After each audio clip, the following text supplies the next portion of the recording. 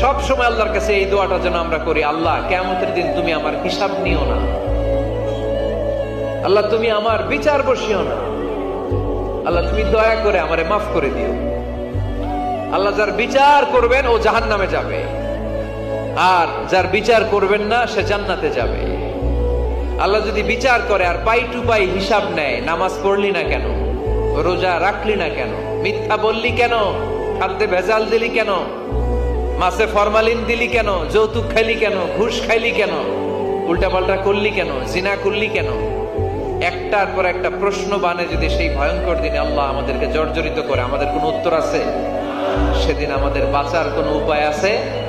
তাই আমরা সবাই আল্লাহর কাছে দোয়া করবো, আল্লাহ কোনো বিচার টিচার মানি না, কোনো বিচার করতে পারবো না, দয়া করবা।